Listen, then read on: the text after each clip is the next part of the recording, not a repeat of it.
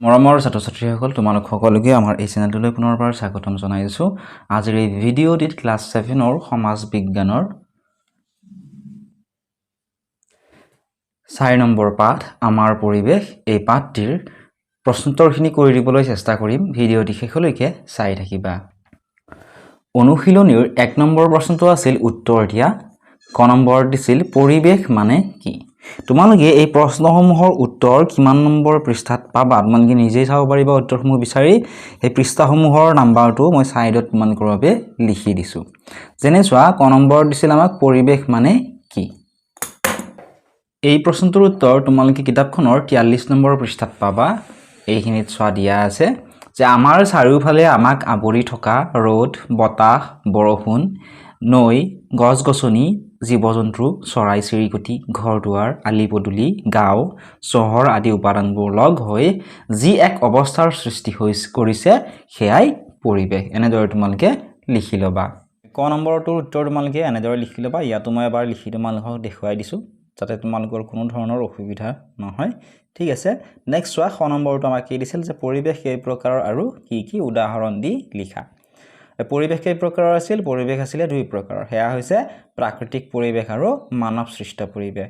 এতিয়া প্ৰাকৃতিক পৰিৱেশৰ উদাহৰণ কোনবিলাক? তোমালোক পাঠটি বুজাই দিওঁতে মই কৈ দিছিলো নহয়। প্ৰাকৃতিক পৰিৱেশৰ উদাহৰণ হৈছে নদ-নদী, সাগৰ, বতাহ, মাটি আদিবোৰ হৈছে প্ৰাকৃতিক পৰিৱেশৰ উদাহৰণ।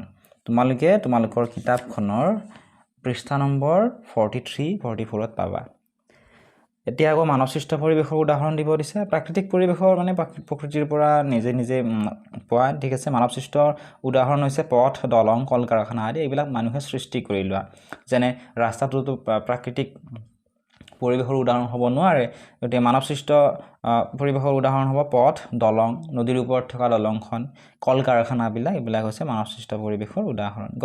পৰিৱেশৰ প্ৰধান উপাংশসমূহ কি? তোমালোকে ইয়াৰ বিষয়ে বা ইয়াৰ উত্তৰটো তোমালোকে পৃষ্ঠা নম্বৰ 45ত পাবা। ঠিক আছে, তোমালোকে এনেদৰে লিখিবা। পৰিৱেশৰ প্ৰধান উপাংশ হ'ল 2টা। সেয়া হৈছে জৈৱিক উপাংশ আৰু অজৈৱিক উপাংশ। ঘ নম্বৰ প্ৰশ্ন, মানৱ সৃষ্ট পৰিৱেশ কেনেদৰে সৃষ্টি হয়? উত্তৰটো এনেদৰে লিখিবা। নতুন বৈজ্ঞানিক কলা কৌশল আয়ত্ত কৰি মানুহে পৰিৱেশৰ সমলসমূহ ব্যৱহাৰ কৰি নতুন সা-সুবিধাৰ সৃষ্টি কৰিছে। মানুহৰ এনেবোৰ কাৰ্যৰ দ্বাৰাই মানৱ সৃষ্ট পৰিৱেশ সৃষ্টি হয়। 2 নম্বৰত দিছিল শুদ্ধ উত্তৰত শুদ্ধ চিন দিয়া। ক কোনটো মানৱ সৃষ্ট পৰিৱেশৰ উপাদান নহয়? 1 নম্বৰত দিছিলে মাটি, 2 নম্বৰত দিছিলে শিক্ষানুষ্ঠান আৰু 3 নম্বৰত দিছিলে পৰিবহন ব্যৱস্থা। এই তিনিটাৰ ভিতৰত কোনটো মানৱ সৃষ্ট পৰিৱেশৰ উপাদান নহয় সুধিছে। শিক্ষানুষ্ঠান হৈছে মানৱ সৃষ্টি কৰা, মানুহে সৃষ্টি কৰি লগতে মানৱ সৃষ্ট হ'ব শিক্ষানুষ্ঠান। পৰিবহন ব্যৱস্থাটো বা যাতায়াত ব্যৱস্থাটো কি হয়? মানৱ সৃষ্ট হয়। কিন্তু মাটি মানৱ সৃষ্ট পৰিৱেশৰ উপাদান নহয়। ঠিক আছে, গতিকে অপশ্যন এটো হ'ব শুদ্ধ উত্তৰ। যেহেতু আমাক কোনটো মানৱ সৃষ্ট পৰিৱেশৰ উপাদান নহয় সুধিছে, মাটি হ'ব। মাটি মানৱ সৃষ্ট পৰিৱেশৰ উপাদান নহয়, বাকী থকা শিক্ষানুষ্ঠান আৰু পৰিবহন ব্যৱস্থা মানৱ সৃষ্ট পৰিৱেশৰ উপাদান হয়। খ নম্বৰ প্ৰশ্ন, কোনটো প্ৰাকৃতিক পৰিৱেশৰ উপাদান নহয়? 1 নম্বৰত দিছিলে পৰ্বত, 2 নম্বৰত দিছিলে ঘৰ, 3 নম্বৰত দিছিলে নদী। পৰ্বত আৰু নদী প্ৰাকৃতিক পৰিৱেশৰ উপাদান হয়, কিন্তু ঘৰ প্ৰাকৃতিক পৰিৱেশৰ উপাদান নহয়, এইটো মানৱ সৃষ্ট পৰিৱেশৰ উপাদান ঘৰ। ঠিক আছে, কাৰণ ঘৰটো মানুহে নিজেই সাজি লোৱা, প্ৰকৃতিৰ পৰা বস্তু ব্যৱহাৰ কৰি মানুহে নিজেই সাজি লোৱা। গতিকে প্ৰাকৃতিক পৰিৱেশৰ উপাদান কোনটো নহয় সুধিছে, অপশ্যন 2টো হ'ব শুদ্ধ উত্তৰ। গ নম্বৰত সুধিছিল তলৰ কোনবোৰে পৰিৱেশৰ ক্ষতি কৰে? 1 নম্বৰত দিছিলে গছ-গছনি। গছ-গছনিয়ে জানো আমাৰ পৰিৱেশৰ ক্ষতি কৰে? নিশ্চয় নকৰে। গছ-গছনি আমাৰ পৰিৱেশৰ ভাৰসাম্য ৰক্ষা কৰি থকাত সহায়হে কৰে। 2 নম্বৰত আছিল কল কাৰখানাৰ আৱৰ্জনা।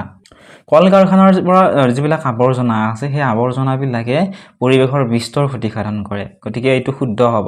এইটোৱে পৰিৱেশৰ ক্ষতি কৰে। 3 নম্বৰত দিছিল খাদ্য শস্যৰ বৃদ্ধি। খাদ্য শস্যৰ বৃদ্ধি হ'লে পৰিৱেশৰ ক্ষতি নহয়, কোনো ধৰণৰ ক্ষতি নহয়। 4 নম্বৰত দিছিল জনসংখ্যা বৃদ্ধি। জনসংখ্যা বৃদ্ধিৰ ফলতো পৰিৱেশৰ ক্ষতি হয়, কাৰণ যিমানে জনসংখ্যা বাঢ়িব সিমানে বস্তুৰ চাহিদা বাঢ়ি যাব, ফলত আমাৰ পৰিৱেশৰ ক্ষতি হ'ব। 5 নম্বৰত দিছিল জীৱ-জন্তুৰ ধ্বংস। জীৱ-জন্তুৰ ধ্বংস হ'লেও আমাৰ পৰিৱেশৰ ক্ষতি হ'ব। তোমালোকে এই প্ৰশ্নকেইটাৰ গ নম্বৰৰ উত্তৰ বুলি লিখি 1 নম্বৰটো হ'ব শুদ্ধ, খ নম্বৰ আৰু 2 নম্বৰটো শুদ্ধ হ'ব, আৰু গ নম্বৰৰ 2, 4 আৰু 5 তিনিওটাই শুদ্ধ হ'ব। গতিকে প্ৰশ্নটোৰ তলত উত্তৰ বুলি লিখি তোমালোকে 2 নম্বৰ, 4 নম্বৰ আৰু 5 নম্বৰটো লিখি দিবা। 3 নম্বৰ দিছিল বাওঁফালৰ সৈতে সোঁফালৰ মিল থকা অংশ চিনেৰে মিলোৱা এইখিনি আমাক মিলাবলৈ কৈছে এতিয়া বাওঁফালে কি দিয়া আছে আমাৰ চৌপাশ জলমণ্ডল স্থলমণ্ডল জীৱমণ্ডল আৰু বায়ুমণ্ডল এফালে আছে মাটি পানী বায়ু পৰিবেশ পানী আৰু জীৱজগত এতিয়া আমাৰ চৌপাশ বুলি ক'লে আমি পৰিবেশক বুজো গতিকে এইটো হ'ব ক নম্বৰটো গ নম্বৰৰ লগত মিলিব জলমণ্ডল আছে পানী পানী ভাগক জলমণ্ডল বুলি কোৱা হয় স্থলমণ্ডল মাটি ভাগক স্থলমণ্ডল বুলি কোৱা হয় জীৱমণ্ডল হ'ব জীৱজগতক ঠিক আছে জীৱমণ্ডল আৰু বায়ুটো হ'ব বায়ুমণ্ডল ঠিক আছে এনেদৰে তোমালোকে মিলাই ল'বা নেক্সট কুৱেশ্যনটো চাও আহাচোন 4 নম্বৰটো কি দিছে জৈৱিক উপাংশৰ উপাদানসমূহ কেনেদৰে পৰিবেশত বৰ্তি থাকে 80 মান শব্দৰ ভিতৰত লিখা এই প্ৰশ্নটোৰ উত্তৰ তোমালোকে কিতাপখনৰ 46 নম্বৰ পেজত পাবা ইয়াৰ উত্তৰটো তোমালোকে এনেদৰে লিখি ল'বা মানে 2 নম্বৰৰ কেইটা এনেদৰে লিখি ল'বা ঠিক আছে 4 নম্বৰ প্ৰশ্নটোৰ উত্তৰ এনেদৰে লিখিবা জৈৱিক উপাংশৰ সকলো উপাদানে এটাৰ ওপৰত আনটো নিৰ্ভৰ কৰি পৰিবেশত বাছি থাকে উদাহৰণস্বৰূপে সেউজীয়া উদ্ভিদে সৌৰ শক্তিৰ সহায়ত জীয়াই থাকে তৃণভোজী প্ৰাণীয়ে ইহঁতক খাদ্য হিচাপে গ্ৰহণ কৰে সেই প্ৰাণীক মাংসহাৰী প্ৰাণীয়ে খায় যেনে গৰু ছাগলী হৰিণা আদিয়ে ঘাঁহ খায় বাঘ সিংহ আদিয়ে আকৌ গৰু ছাগলী হৰিণা আদি ভক্ষণ কৰে উদ্ভিদ তৃণভোজী আৰু মাংসহাৰীৰ মৃত্যু হ'লে জীৱাণুৰে পচাই মাটিত মিলাই দিয়ে ইয়াৰ পৰা বুজা গ'ল যে একে পৰিৱেশত থকা সকলো উপাদানে পৰস্পৰ সম্পৰ্কৰ জৰিয়তে একেলগে জীৱন নিৰ্বাহ কৰে তোমালোকে নিশ্চয় জানা সেউজীয়া যিবিলাক উদ্ভিদ আছে এই উদ্ভিদবিলাকে নিজৰ খাদ্য নিজে প্ৰস্তুত কৰি ল'ব পাৰে কিন্তু ইয়াৰ বাবে কি হয় সূৰ্যৰ পোহৰৰ প্ৰয়োজন হয় গতিকে সূৰ্যৰ পোহৰ মানে সৌৰ শক্তি ঠিক আছে গতিকে ইয়াতে লিখিছে যে সেউজীয়া উদ্ভিদে সৌৰ শক্তিৰ সহায়ত জীয়াই থাকে সেই তৃণভোজী যিবিলাক প্ৰাণী আছে অৰ্থাৎ যিবিলাক প্ৰাণীয়ে ঘাঁহ বন লতা আদি খাই জীয়াই থাকে সেইবিলাক তৃণভোজী প্ৰাণী বুলি কোৱা হয় সেই তৃণভোজী প্ৰাণীবিলাকে এই সেউজীয়া উদ্ভিদবিলাক খাই জীয়াই থাকে গতিকে সেই আকৌ তৃণভোজী যিবিলাক প্ৰাণী আছে সেই তৃণভোজী প্ৰাণীবিলাক মাংসহাৰী প্ৰাণী যেনে বাঘ শিয়াল আদিবোৰে খায় উদ্ভিদ তৃণভোজী আৰু মাংসহাৰী প্ৰাণীৰ যেতিয়া মৃত্যু হয় তেতিয়া জীৱাণুৱে পচাই কি কৰে মাটিত মিলাই দিয়ে গতিকে ইয়াৰ পৰা আমি বুজো যে একে পৰিৱেশত থকা সকলোবোৰ উপাদানে পৰস্পৰ সম্পৰ্কৰ জৰিয়তে একেলগে জীৱন নিৰ্বাহ কৰে 5 নম্বৰ প্ৰশ্নটো আছিল তুমি কেনেকুৱা পৰিৱেশত থাকিব বিচৰা চমুকৈ লিখা তোমালোকে 100 মান শব্দৰ ভিতৰত ইয়াৰ উত্তৰটো লিখিব দিছে এই প্ৰশ্নটোৰ উত্তৰ তোমালোকে নিজেই কৰিবলৈ চেষ্টা কৰিবা যদি তোমালোকে নোৱাৰা কমেন্ট বক্সত এটা কমেন্ট কৰিবা মই কমেন্ট বক্সতে এই প্ৰশ্নটোৰ উত্তৰ তোমালোকক দি দিম তোমালোকে লিখি ল'ব পাৰিবা এই ভিডিওটো যদি আমাৰ ফেসবুক পেজত চাই আছা আমাৰ ফেসবুক পেজটো লাইক কৰি দিবা আৰু যদি ইউটিউব চেনেল চাই আছা ইউটিউব চেনেলটো সাবস্ক্ৰাইব কৰি দিবলৈ নাপাহৰিবা